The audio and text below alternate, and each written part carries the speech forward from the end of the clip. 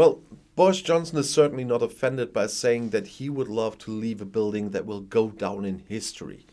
He already had plans for a new airport on the Thames while he was Mayor of London, and as British Foreign Secretary, he brought a bridge over the English Channel into play.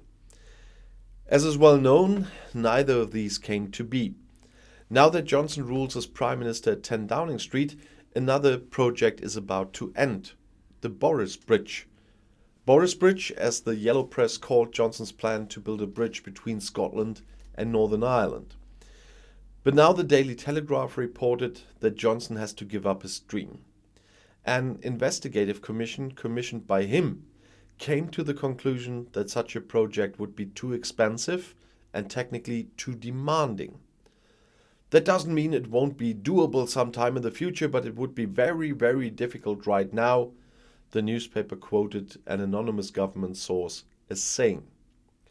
A bridge between Scotland and Northern Ireland would not have been just a bridge, but a structure symbolizing the cohesion of the United Kingdom. The idea in itself is definitely to be welcomed, since the unity of the Union has become more and more fragile since Brexit. Welcome to the Unionists. Not for me, I'm still keeping my fingers crossed for Scotland. It is not known whether Johnson really believed in being able to use a bridge to curb the independence movements in Scotland and on the Irish island. The only thing that is certain is that in September the Prime Minister described the project as an ambitious goal, although it did not have the highest priority.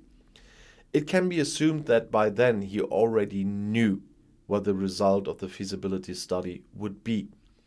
According to the Telegraph, there are several technical problems with the project. For one thing, the Irish Sea is very deep, so it would be extremely difficult to secure bridge piers to the seabed.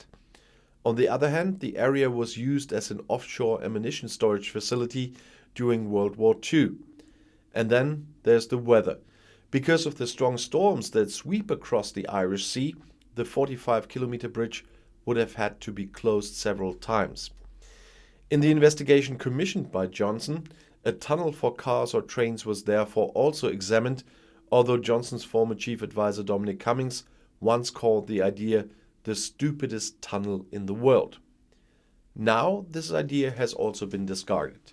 Technically hard to do and much too expensive in general.